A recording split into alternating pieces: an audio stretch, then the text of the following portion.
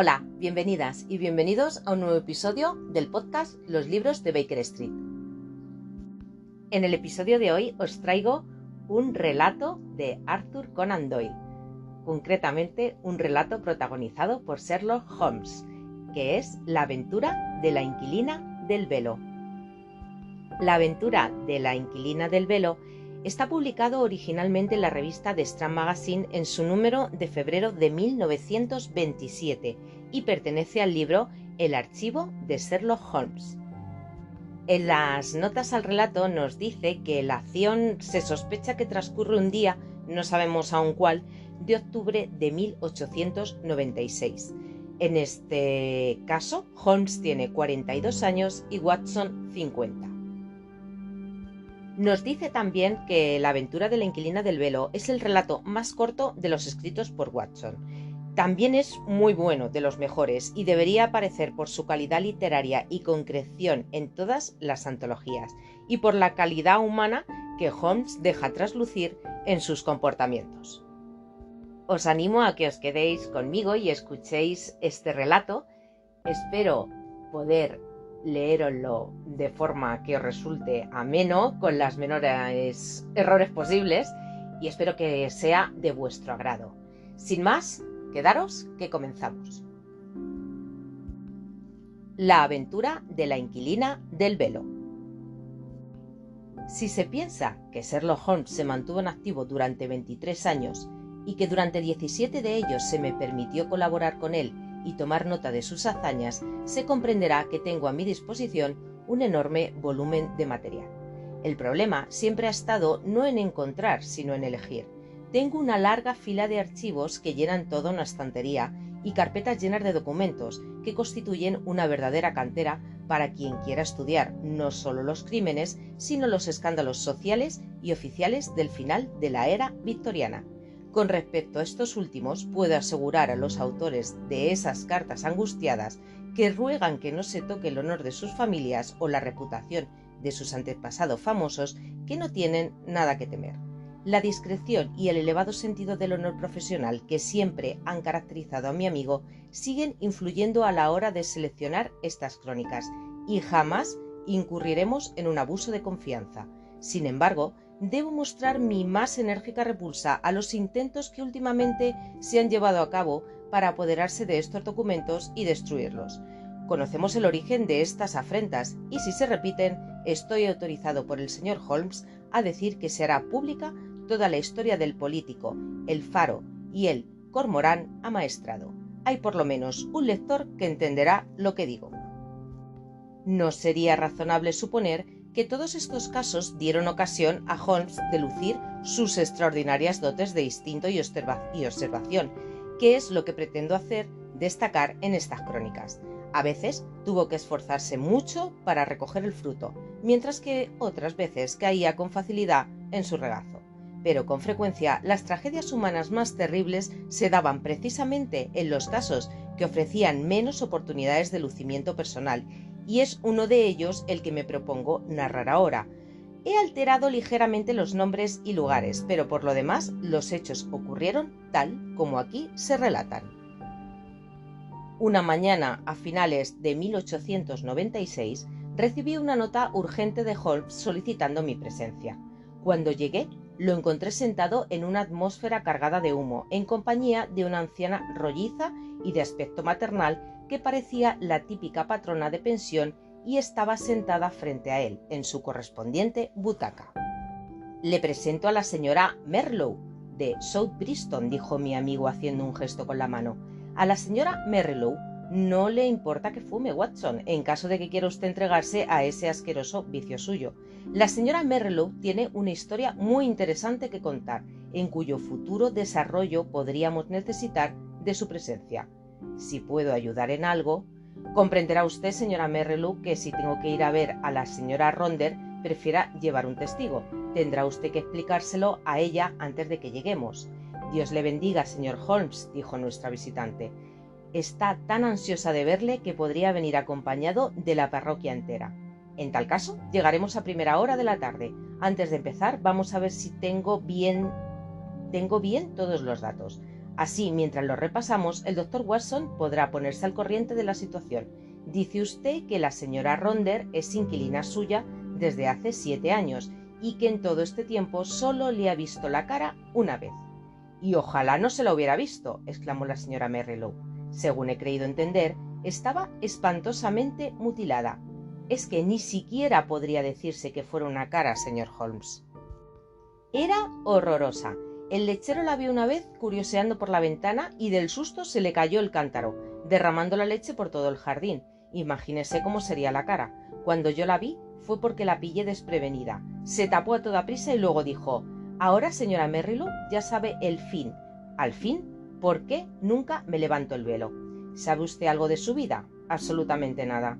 ¿No traía ninguna referencia cuando llegó a su casa? No, señor, pero pagó a tocateja y en abundancia. Puso sobre la mesa el importe de un trimestre por adelantado y sin discutir las condiciones. En estos tiempos, una pobre mujer como yo no puede permitirse el lujo de rechazar una oportunidad como esa. ¿Le dio alguna razón para haber escogido su casa? Mi casa está bastante apartada de la carretera y está más aislada que la mayoría. Además, yo solo admito a un huésped y no tengo familia. Me imagino que habría probado otras casas y decidió que la mía era la que más le convenía. Lo que busca es que la dejen en paz y está dispuesta a pagar por ello. Dice usted que en ningún momento ha dejado ver su cara, excepto en una ocasión y por accidente. Pues sí que es curiosa la historia, la mar de curiosa, y no me extraña que quiera usted que la investigue. Yo no quiero, señor Holmes. Yo me doy por satisfecha con cobrar el alquiler. Jamás podría encontrar una inquilina más tranquila y que cause menos problemas. Entonces, ¿cómo ha tomado esta iniciativa? Es por su salud, señor Holmes. Parece estar en las últimas, y algo terrible le ronda por la mente. A veces grita: «¡Asesino! ¡Asesino!» Y otra vez la oí chillar: «¡Bestia inmunda! ¡Monstruo!».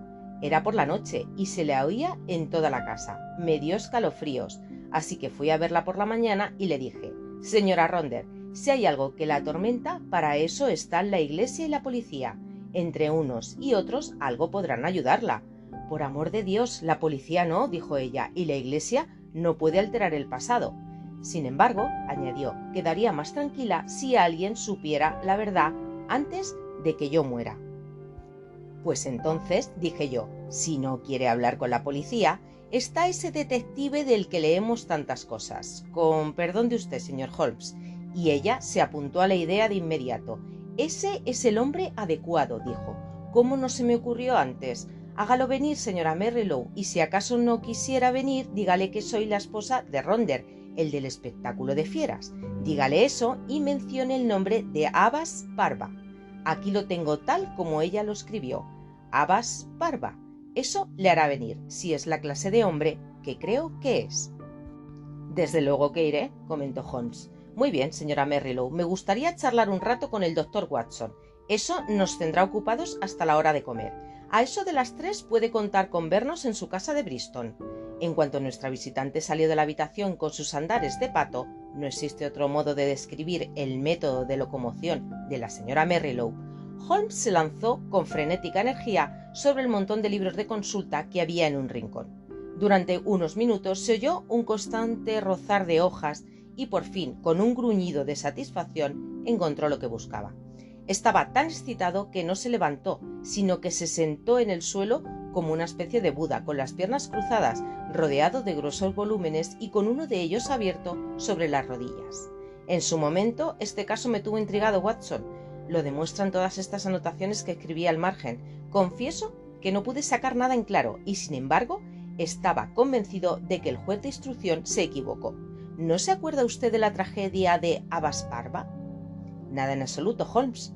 Pues entonces estaba usted conmigo. Claro que yo mismo tenía una información muy superficial porque no tenía datos en que apoyarme y ninguna de las partes solicitó mis servicios. ¿Quiere leer lo que publicó la prensa? ¿No puede usted hacerme un resumen? Eso está hecho. Lo más probable es que se vaya acordando según se lo cuento. El nombre de Ronder, por supuesto, le resultará familiar. Era el rival de Wombwell y de Sanger, una de las mayores estrellas del circo de la época. Sin embargo, parece ser que se dio a la bebida, y tanto él como su espectáculo andaban de capa caída cuando se produjo la tragedia. La caravana se había detenido a pasar la noche en Abbas Parva, que es un pueblecito de Berkshire, y allí ocurrió el espantoso suceso. Iban rumbo a Wimbledon viajando por carretera y estaban simplemente acampando sin intención de actuar, porque es un sitio tan pequeño que no habría compensado montar el espectáculo.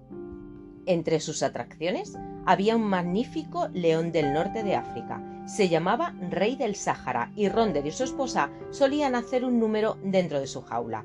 Mire, aquí tiene una fotografía del espectáculo y se dará cuenta de que Ronder era un tipo gordo y porcino, mientras que su esposa era una mujer espléndida. En la investigación se dijo que el león ya había dado algunas señales de peligrosidad, pero como suele suceder, la familiaridad conduce al descuido y nadie prestó mucha atención. Ronder y su mujer tenían la costumbre de dar de comer al león por la noche. A veces iba uno y a veces los dos, pero no dejaban que nadie más lo hiciera, porque creían que, mientras fueran ellos los que le llevaban la comida, el león los consideraría sus benefactores y jamás los atacaría. Aquella noche en particular, hace 7 años, fueron los dos y ocurrió algo terrible cuyos detalles jamás se han aclarado del todo. Parece que todo el campamento se despertó a eso de la medianoche por los rugidos de la fiera y los gritos de la mujer. Todos los técnicos y empleados salieron corriendo de sus tiendas con linternas y a la luz de estas contemplaron una escena espantosa. Ronder estaba tendido con la parte posterior del cráneo aplastada y profundas marcas de zarpazos en el cuero cabelludo, a unos 10 metros de la jaula que estaba abierta. Junto a la puerta de la jaula estaba la señora Ronder, caída de espaldas, con la fiera gruñendo encima de ella. Le había desgarrado la cara de tal manera que todos pensaron que no sobreviviría. Varios de los artistas del circo, capitaneados por Leonardo el forzudo y Griggs el payaso, hicieron retroceder al animal con palos largos. El león saltó al interior de su jaula y la cerraron al instante. Es un misterio cómo pudo escaparse. Se supuso que la pareja intentaba entrar en la jaula, pero que la fiera había saltado sobre ellos en cuanto abrieron la puerta. No hubo ningún otro testimonio de interés, excepto que la mujer, delirando a causa del dolor, no paraba de gritar «¡Cobarde! ¡Cobarde!», mientras la llevaban al carromato en el que vivían. Pasaron 6 meses hasta que estuvo en condiciones de declarar, pero la investigación cumplió todos los trámites, con el consiguiente veredicto de muerte accidental. ¿Cabía otra alternativa?, pregunté yo. Buena pregunta, pues en realidad había un par de detalles que tenían preocupado al joven Edmund, de la comisaría de Versailles. Un chico listo aquel. Luego lo destinaron a Allahabad. Así fue como me puse en contacto con el caso, porque se pasó por aquí y nos fumamos unas pipas comentando el asunto. ¿Un tipo flaco y de pelo rubio? Exacto, ya sabía yo que acabaría por encontrar la pista. ¿Y qué le preocupaba? Bueno, a decir verdad, nos preocupaba a los dos. Resultaba tan condenadamente difícil reconstruir los hechos. Considérelo desde el punto de vista del león. Se encuentra libre. ¿Y qué es lo que hace? Da media docena de saltos hacia adelante, llegando hasta Ronder. Ronder da media vuelta para huir, los zapatos estaban en la parte superior de la cabeza, pero el león lo derriba. Y a continuación, en lugar de seguir adelante y escapar, regresa hasta donde está la mujer, al lado de la jaula, se le echa encima y le come la cara. Por otra parte, los insultos de la mujer delirante parecen dar a entender que su marido le había fallado de alguna manera. ¿Qué podía haber hecho el pobre diablo para ayudarla? ¿Se da cuenta de la dificultad? Perfectamente. Y aún había otra cosa más, me acabo de acordar ahora. Parece que alguien declaró que al mismo tiempo que el león rugía y la mujer chillaba, un hombre empezó a dar gritos de terror. Sería Ronder, sin duda alguna. Teniendo el cráneo aplastado, no parece probable que fuera él. Hubo al menos 2 testigos que mencionaron gritos de hombre mezclados con los de la mujer. Supongo que en aquel momento todo el campamento estaría dando gritos. En cuanto a los otros detalles, creo poder sugerir una solución. Me gustaría mucho escucharla. Los dos estaban juntos, a 10 metros de la jaula, cuando el león se escapó. El hombre echó a correr y fue derribado. A la mujer se le ocurrió la idea de meterse en la jaula y cerrar la puerta. Era el único refugio posible. Corrió hacia la jaula y justo cuando llegaba, el león la alcanzó de un salto, derribándola. Estaba irritada con su marido por haber enfurecido a la fiera al echar a correr. Si le hubieran hecho frente, podrían haberla sometido. Por eso gritaba: «¡Cobarde!». Magnífico, Watson, su diamante no tiene más que un fallo. ¿Qué fallo, Holmes? Si los dos estaban a 10 metros de la jaula, ¿cómo pudo escapar el león? Es posible que tuvieran algún enemigo que lo dejó suelto. ¿Y por qué iba a atacarlos con esa ferocidad si estaba acostumbrado a jugar con ellos y a hacer numeritos con ellos dentro de la jaula? Puede que ese mismo enemigo hiciera algo para enfurecerlo. Holmes adoptó una expresión pensativa y permaneció callado unos minutos. Bueno, Watson, le diré algo a favor de su teoría. Ronder era un hombre que tenía muchos enemigos. Edmund me dijo que cuando estaba bebido se ponía terrible. Era un tipo grandote y fanfarrón, que se metía con todo el que se le ponía delante. Es muy posible que esos gritos de «monstruo» que ha mencionado nuestra visitante fueran reminiscencias nocturnas del amado difunto. Sin embargo, nuestras especulaciones son pura frivolidad, mientras no dispongamos de todos los datos. Tengo en el aparador una perdifría y una botella de Montrachet. Renovemos nuestras energías antes de que les exijamos un nuevo esfuerzo. Cuando nuestro cabriolé nos depositó ante la casa de la señora Metrillow, encontramos a la rolliza dama bloqueando con su cuerpo la puerta abierta de su humilde y retirada morada. Saltaba a la vista que su principal preocupación era la posibilidad de perder una inquilina tan conveniente, y antes de hacernos pasar nos imploró que no dijéramos ni hiciéramos nada que pudiera provocar tan indeseable desenlace. Por fin, después de haberla tranquilizado al respecto, nos guió por una escalera recta y mal alfombrada y nos hizo pasar a la habitación de la misteriosa inquilina. Era un cuarto estrecho, mal ventilado y con olor a cerrado, como era de esperar, teniendo en cuenta que su ocupante casi nunca salía de él. Como por un acto justiciero del destino, la mujer había pasado de tener fieras encerradas en jaulas a convertirse ella misma en una fiera enjaulada. Estaba sentada en una butaca destartalada, en el rincón más oscuro de la habitación.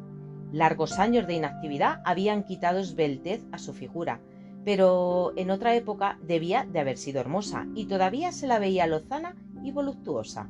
Un tupido velo oscuro le cubría el rostro, pero estaba cortado a la altura del labio superior, dejando ver una boca perfecta y una barbilla delicadamente redondeada. No me costó imaginar que hubiera sido efectivamente una mujer muy especial. También su voz era agradable y bien modulada.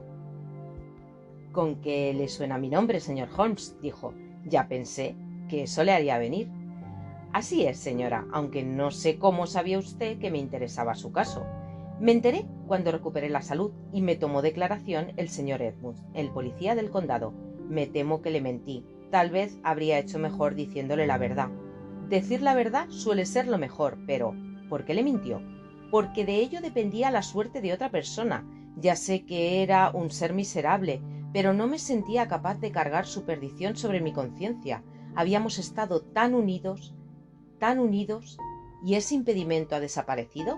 Sí, señor, la persona a la que me refiero ha muerto. En tal caso, ¿por qué no le cuenta a la policía todo lo que sabe? Porque todavía hay que pensar en otra persona, y esa otra persona soy yo. No podría soportar el escándalo y la publicidad que se derivarían de una investigación policial. No me queda mucho de vida, pero quisiera morir tranquila.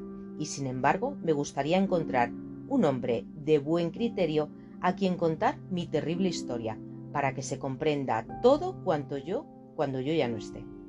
Me halaga usted, señora, pero al mismo tiempo soy una persona responsable. No puedo prometerle que después de que usted haya hablado no vaya a sentir que mi deber es poner el caso en conocimiento de la policía. No creo que lo haga, señor Holmes. Conozco demasiado bien su carácter y sus métodos, porque he seguido su carrera durante varios años. La lectura es el único placer que el destino me ha permitido conservar, y no se me escapa casi nada de lo que ocurre en el mundo. Pero en cualquier caso, correré el riesgo en cuanto al uso que pueda usted hacer de mi tragedia. Contándolo se aliviará mi alma. Mi amigo y yo la escucharemos con mucho gusto». La mujer se incorporó y sacó de un cajón la fotografía de un hombre. No cabía duda de que se trataba de un acróbata profesional, un hombre con un físico espléndido, retratado con sus poderosos brazos cruzados sobre el abombado pecho y una sonrisa asomando bajo un poblado bigote, la sonrisa satisfecha de un conquistador impenitente. «Este es Leonardo», dijo. «¿Leonardo el forzudo, el que prestó declaración?» «El mismo. Y este es mi marido. Era un rostro lamentable, un cerdo humano, o más bien un jabalí humano, porque su bestialidad era impresionante. Era fácil imaginarse aquella boca inmunda rechinando los dientes y echando espuma en un arrebato de furia, y aquellos ojillos crueles irradiando pura malignidad al mirar al mundo. Un rufián, un bravucón, una bestia. Todo aquello estaba escrito en aquel rostro de macizas mandíbulas. Estas dos fotografías les ayudarán a entender la historia, caballeros. Yo era una pobre chica de circo, criada en el serrín de la pista, que daba saltos por el aro antes de cumplir los 10 años. Cuando me hice mujer, este hombre me amó, si es que a su lujuria se le podía llamar amor, y en un mal momento me casé con él. A partir de aquel día viví en un infierno, y él era el demonio que me atormentaba. No había nadie en el circo que no supiera lo mal que me trataba. Me abandonaba para irse con otras, y si me quejaba, me ataba y me azotaba con su fusta de montar. Todos me compadecían y todos le odiaban, pero ¿qué podían hacer? Todos le tenían miedo, del primero al último, porque era terrible en todo momento, pero cuando se emborrachaba llegaba a ser sanguinario. Le detenían constantemente por agresión y por crueldad con los animales, pero tenía mucho dinero y las multas no significaban nada para él.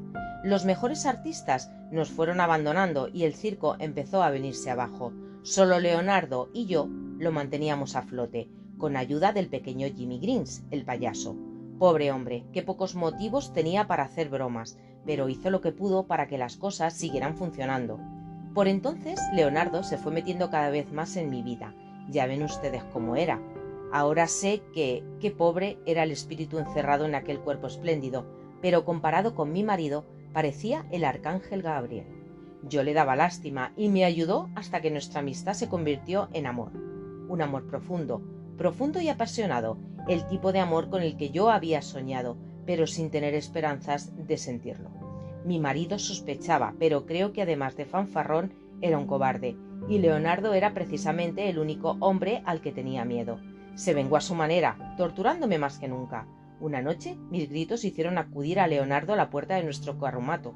Aquella noche estuvimos al borde de la tragedia, y mi amante y yo no tardamos en darnos cuenta de que era inevitable. Mi marido no merecía vivir, así que planeamos matarlo. Leonardo tenía un cerebro astuto y calculador. Fue él quien lo planeó. No lo digo para echarle a él la culpa, porque yo estaba dispuesta a colaborar hasta el final. Pero a mí jamás se me habría ocurrido un plan semejante. Hicimos un garrote. Bueno, lo hizo Leonardo. Y en la cabeza, que era de plomo, insertó 5 largos clavos de acero, con las puntas hacia afuera, espaciados igual que las zarpas de un león. Aquello serviría para asestarle a mi marido el golpe mortal, y sin embargo parecería que había sido obra del león al que pensábamos soltar. Una noche negra como el carbón, mi marido y yo fuimos, como de costumbre, a dar de comer a la fiera. Llevábamos carne cruda en un cubo de zinc. Leonardo estaba al acecho tras la esquina del carromato grande, por donde teníamos que pasar para llegar a la jaula, pero no actuó con rapidez y pasamos de largo antes de que pudiera golpear, así que nos siguió de puntillas y entonces oí el crujido que provocó el garrote al aplastar el cráneo de mi marido. Al oír aquel sonido, mi corazón dio un salto de alegría, eché a correr y solté el pestillo que sujetaba la puerta de la jaula del león.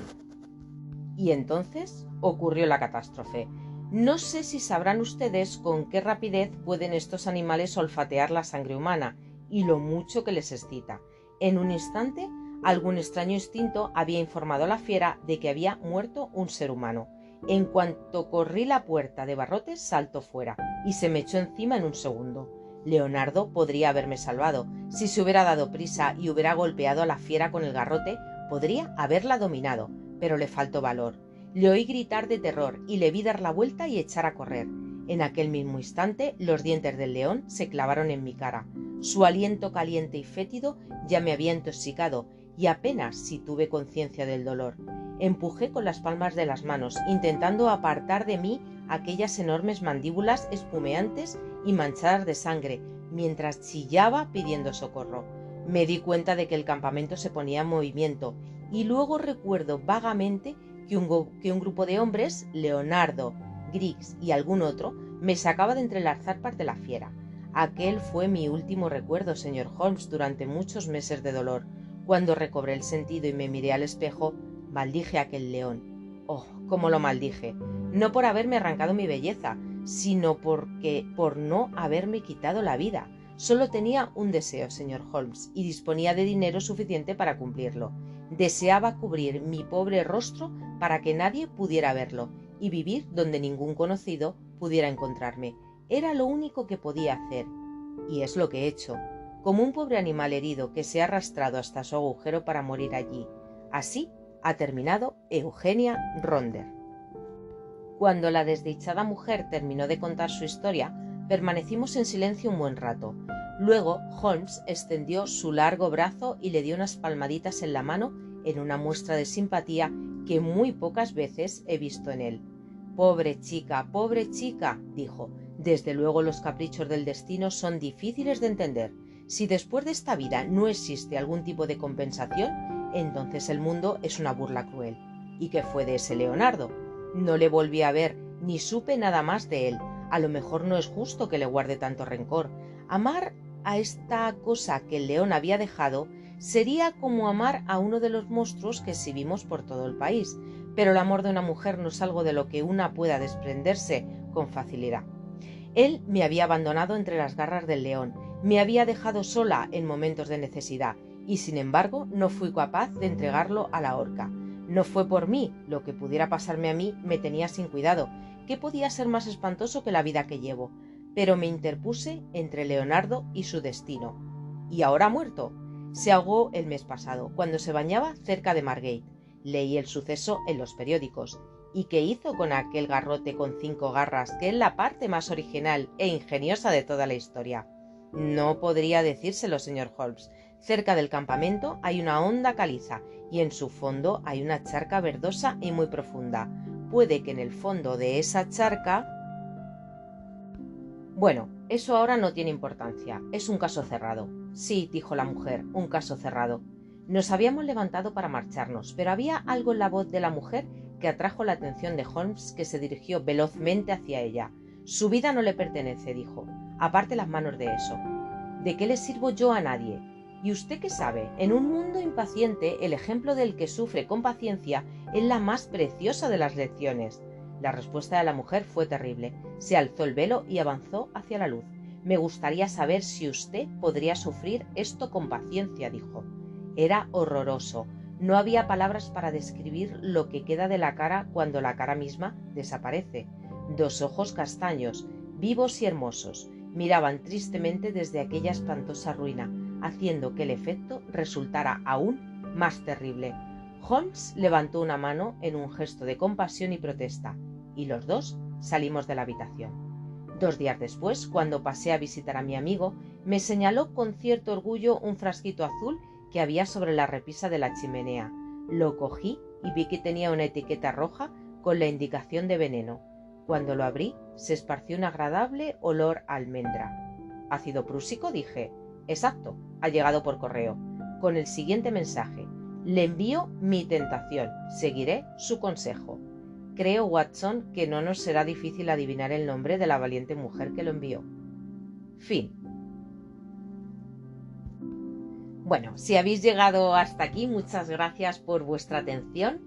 Espero que me dejéis en comentarios qué os ha parecido este relato. ¿Habéis leído algo de Sherlock Holmes? Este tiene un misterio que se resuelve prácticamente por sí solo, aunque tiene su puntito ahí de intriga. Decidme si os gusta este relato, si queréis que os lea algún otro relato de Holmes, un poquito más largo y con otro tipo de misterio. Bueno, y ya sin más, para no hacer esto muy largo, me despido, no sin antes recordaros, como siempre, que os paséis por mi blog, loslibrosdebakerstreet.com, y que os paséis también por mi Instagram, Los Libros de Baker Street, donde os voy colgando todas las novedades de lectura.